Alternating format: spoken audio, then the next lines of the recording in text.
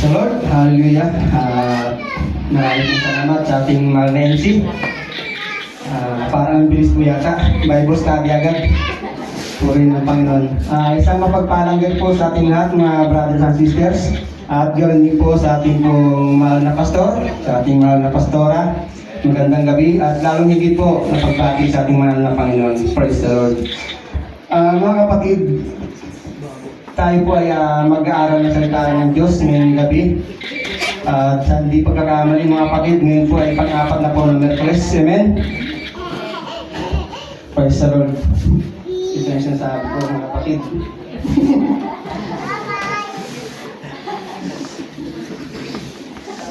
Pagpasenyosan nyo na po at medyo kinakabahan at medyo matagal-tagal na po nagpagamit sa Panginoon. Siguro ilang taon na rin po yun, ano po mga kapatid. Pero ang Diyos naman po hindi nagpapabaya sa atin. Siya naman po ang bibigay sa atin ng kalakasan at tulong sa ganitong gawain. Praise the Lord. Hallelujah.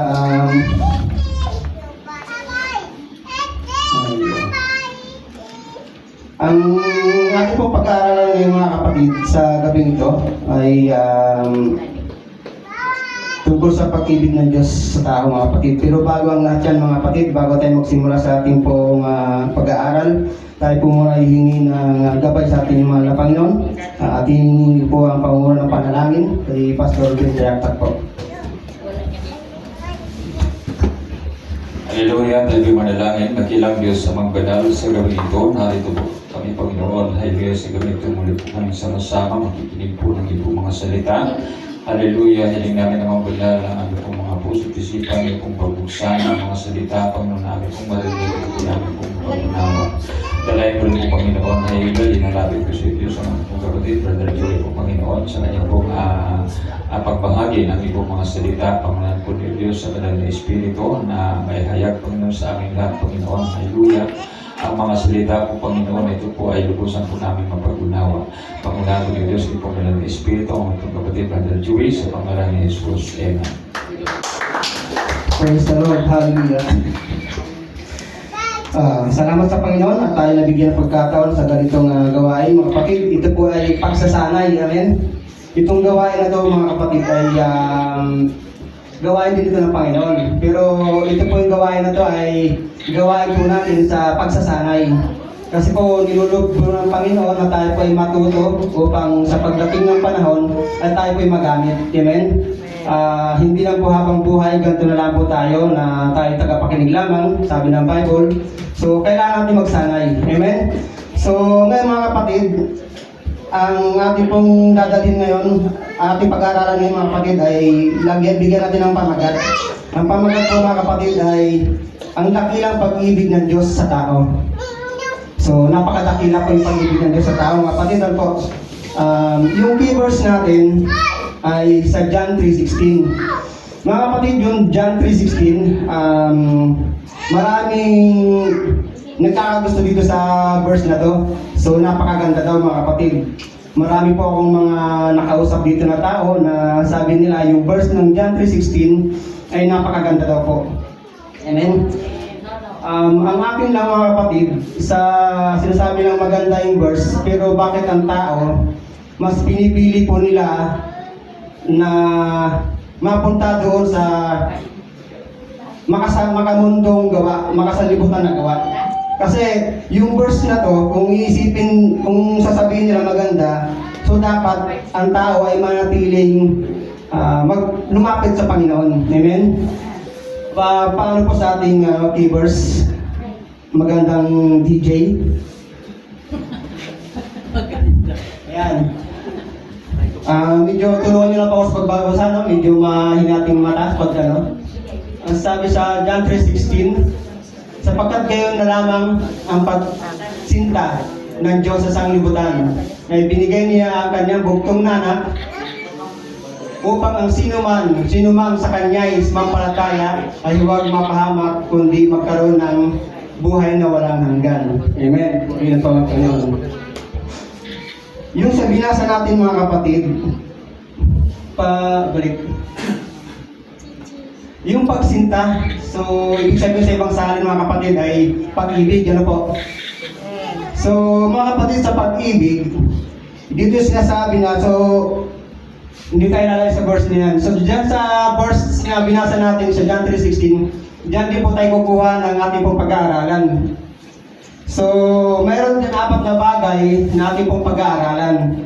Ang una, mga kapatid, ay pag-ibig ng Diyos sa tao.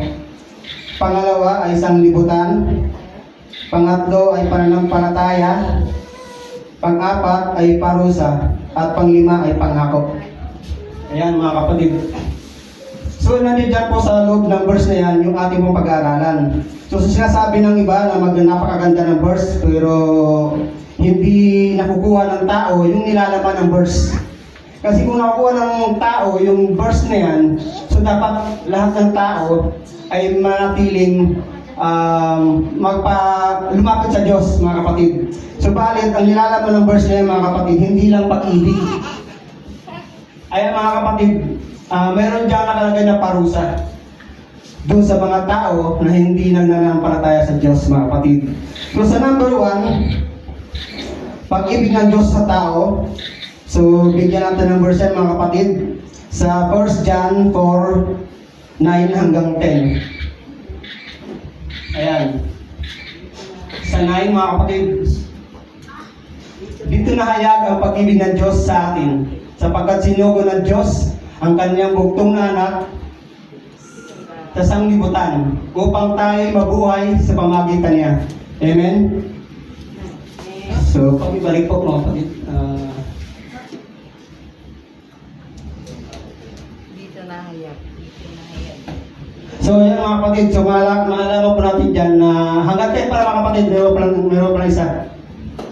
Narito ang pag-ibig, hindi sa tayo umibig sa Diyos, kundi siya ang umibig sa atin at sinugo ng kanyang anak na pangpalubag loob sa ating mga kasalanan.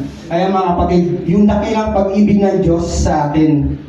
No, mga kapatid, no? Sa 9. Sapagkat sinugo niya ang Diyos sa kanyang, sinugo ng Diyos ang kanyang buktong na anak. So mga kapatid, ang layunin dito ng Panginoon, mga kapatid, yung pagsugo ng Diyos sa kanyang anak, dito sa, pakiano daw po sa 10 pa yun, sa 10? Sige pa. Wala tayo, pag-ibalik daw po.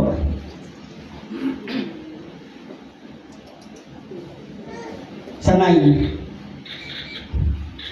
Hindi anak siya pa sa dudugtog. So, medyo ano tayo dito, no? So, kailangan po natin sundan po itong mga natin verse, mga kapatid.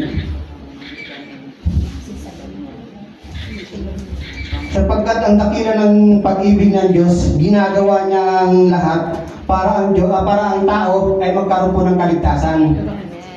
Hindi niya po hinahayaan na mapahamak ang tao. Ang pag-ibig ng Diyos ay napakadakila. So, kung ihahambing natin ang pag-ibig ng Diyos sa tao, ang pag-ibig ng Diyos ay walang hanggan. Pero sa tao, may hangganan. Ang pag-ibig ng Diyos, walang hindi mga kapatid para hindi tayo maligaw kasi mawawala tayo ay walang kondisyon. Pero yung pag-ibig ng tao, may kondisyon, mga kapatid. Amen. Amen? So, alang-alang sa pag-ibig ng Diyos, ang sabi niya sa verse, ay pangpalubag loob. Kung mapagin niya sa verse 10, maintindihan sa verse 10, yung sinasabi niya na pangpalubag loob ay mga kapatid. Yan, para ang tao ay mabigyan ng kaligtasan.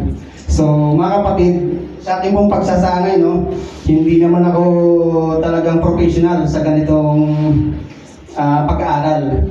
So, pagpasensya nyo na kung hindi natin masundan na maayos yung pagpapaliwanag nito, mga kapatid. Dahil unang ano pa lang natin ito sa akin. So, kahit ako man ay gusto ko rin pong matuto para sa ganon malubos natin itong maunawaan. Okay, pangalawa tayo, mga kapatid. Next tayo sa pangalawa, dun sa sanglibutan. Yung salitang sanglibutan mga kapatid, marami tayong mababasa sa Bible na sanglibutan. Kung mapapansin niyo po sa New Testament, bawat talata meron tayong mapapansin dyan na salitang sanglibutan. Tapos hindi rin ako nagkakamali, sa Old Testament meron din pong sanglibutan. Pero yung sanglibutan na yan mga kapatid, pakiyan po sa John 3:16. Sapagat gayon na lamang ang pagsinta ng Diyos sa sanglibutan. Yan, sanglibutan po na yan. So, ang tinutukoy po niya mga kapatid, yung sanglibutan na yan ay tao. Hindi po yung daigdig natin. Hindi po yung mundo natin. Kung sa English po mga kapatid, kung sa English natin babasahin, meron doon ay mababasa doon na so loved the world. World po yung binabanggit doon, world po yung ginamit doon sa English. Pero sa Tagalog, sanglibutan. Kung yung word na yun, mga kapatid, kung tatagalogin, ay mundo. Tama po ba ako, mga kapatid? Mundo. Or daigdig. Pero dito, yung sanglibutan yan, ay hindi po yan daigdig, kundi tao. Kaya, yung pag-ibig ng Diyos sa sanglibutan, kundi pag-ibig sa tao. Amen? Bigyan po natin ang verse yan, mga kapatid, yung sanglibutan na yan. Santiago 4:4. Ayan mga kapatid, basahin po natin. Kayong mga ngalunya, hindi ba ninyo nalalaman na ang pakikipagkaibigan sa sanglibutan ay pakikipag-away sa Diyos? Question mark. Sino ang mag-ibig na maging kaibigan ng sanglibutan ay nagiging kaaway ng Diyos. So, sanglibutan pa rin ito yung binabanggit, di ba? Yung sa kabila ay tao. Pero pagdating dito, sanglibutan yung ginagamit dyan, hindi namin yung tao. Magdadala sila, di ba? Pero ang kukunin natin dito, tinutukoy dyan mga kapatid, yung sanglibutan na yan ay yung gawa ng tao.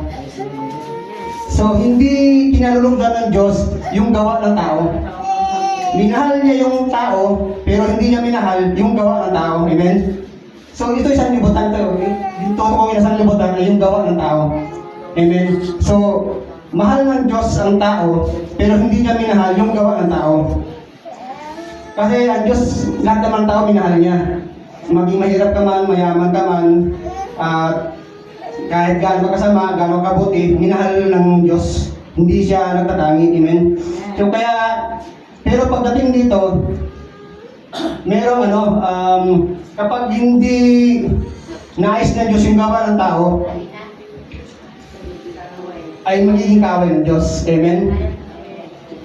Praise the Lord. So, bilisan natin ito ng kaunti. Medyo kinakabahan na ako. So, number 3, pananampalataya. So, alam niyo mga kapatid, nung ako'y nabubuling-buling ito, nag-aaral, so parang mahaba yung dating nung aking pinag-aaralan. Pero tayo nandito na ako mga kapatid, medyo parang nawawala. Kasi nakikita ko yung mga kapatid, sa akin kayo nakatutok lahat eh. Kaya medyo kinakabahan talaga ako mga kapatid, no? Hindi pa ako sanay. So sana lubin ng Diyos na masanay tayo dito. Amen? So next, pananampalataya.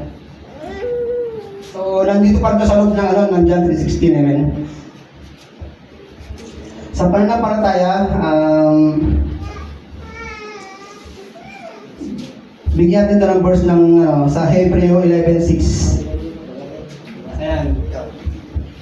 Yung masyadong malapit. At kung walang pananampalataya ay hindi maaaring maging kalugod-lugod sa Kanya, sapagkat ang lumalapit sa Diyos ay dapat sumampalatayang may Diyos. At siya ang tagapagbigay ganti sa mga sa Kanya'y nagsisihanap. Amen. Praise the Lord. Ito yung mga kapatid, yung sinasabi sa John 3:16, porgit mahal ng Diyos ang tao, ay okay na yung ginagawa ng tao. So hindi mga kapatid. So kailangan ng tao ay magkaroon ng pananampalataya sa Panginoon. Amen? So mga kapatid ay hindi pwedeng maging kumpiyansa yung tao. hindi nananampalataya ay magkakaroon na ng kaligtasan. Hindi porket mahal tayo ng Diyos ay okay na kung ano yung gawin natin sa mundo, ay akala natin makakating tayo sa langit. Kasi sabi ng iba, sabi ng tao, pag nawala na siya sa mundong ito, mapupunta siya sa langit. Amen? Yun yung karaniwan na binabanggit ng tao. Pero hindi nila alam mga kapatid, pag ang tao ay wala pa rin ng palataya sa Diyos, ay ano pa ito? Pag-iilan pa ulit.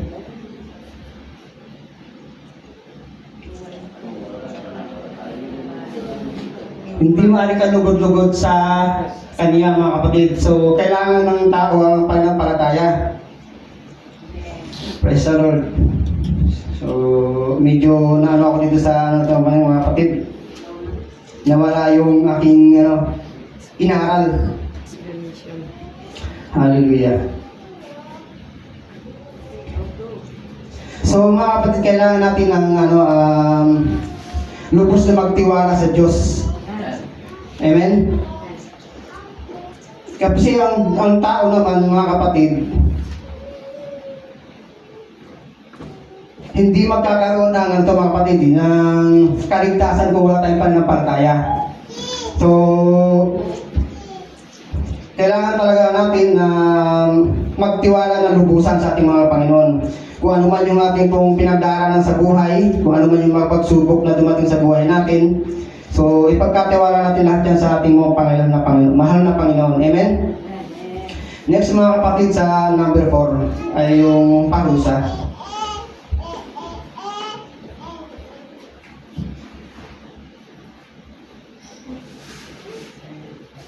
Ayan mga kapatid, medyo saksak sinagulan niya. Kung pagkasa ulang mga kapatid, pinakbit lang to. Parusa sa Isaiah 13:11. Ayun. Basahin po natin. At aking parurusahan ang sanglibutan dahil sa kanilang kasamaan, at ang mga masama dahil sa kanilang kabalukyutan, at aking patitigilin ang kahambugan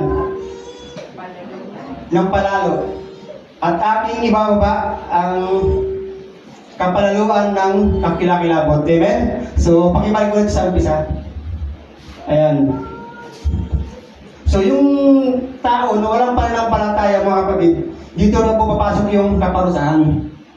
Amen? Kung naalala po natin, mga kapatid, yung history ni Abraham, yung sa Sodoma, yung sinunog, di ba ang tawag doon parusa, mga kapatid? May parusahan doon kasi ang nais ng Diyos doon, inahanapan si Abraham ng 10 matuwid. Pero dahil sa walang matagpuang matuwid na 10, so sinunog niya yung Sodoma. Kung tama po ba ako mga kapatid? Sinunog niya, or may ibig sabihin sa mababaw na salita doon ay nagkaroon ng kaparusahan doon. So pinarusahan ng Panginoon yung mga taong walang pananampalataya. Kasi halos ng tao doon mga kapatid, iba-iba na yung mga ginagawa ng tao doon mga kapatid eh. So nakita ni Diyos na iba na po yung mga ginagawa ng mga tao doon, babae sa babae, lalaki sa lalaki. So hindi na maganda sa paningin ng Diyos. Kaya nagkaroon doon ng kaparusahan. Amen? So inaano ng Panginoon mga kapatid na tayo ay manatili sa Kanya, magtiwala at magkaroon pa ng palataya upang ang tao ay huwag maparusahan at mabigyan ng kaligtasan ng tao. Amen. And then, mga kapatid, so kapag ang tao ng mga kapatid ay nagpapatuloy sa paglilingkod sa Kanya, kung ano man ang nararanasan sa buhay, kapighatian man yung mga kapatid, ang nais ng Panginoon doon ay kahit nang hihina magpatuloy mga kapatid, dahil yung pangako ng Diyos sa akin ay hindi niya po yan yan po ibibigay sa atin ng Panginoon mga kapatid. Yung pangako niyan, ibibigay niya din yung kaligtasan at yung sinasabi sa John 3:16 na buhay na walang hanggan. So yun po ang sisikapin ng tao o sisikapin naman ng palataya na makamit yung kaligtasan at yung pangako na buhay na walang hanggan. Amen? Praise the Lord. So mga kapatid, hindi na natin kailangang habaan yung ating pong ganito pag-aaral. Sana kahit konti mga kapatid sa ating pong pinag-aralan, kahit isa man lang doon ay meron tayong nakuha o natutunan doon mga kapatid. Amen? So, salamat sa Panginoon na tayo po ay Number 5 pa.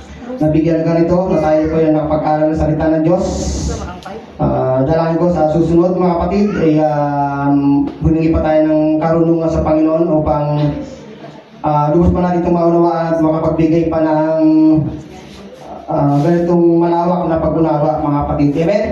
So marami pong salamat sa gabi ito at salamat din po sa ating pong napag-aralan. Praise the Lord. At sa di pagkatagal, ibinabalik ko po sa ating worship leader. Salamat po.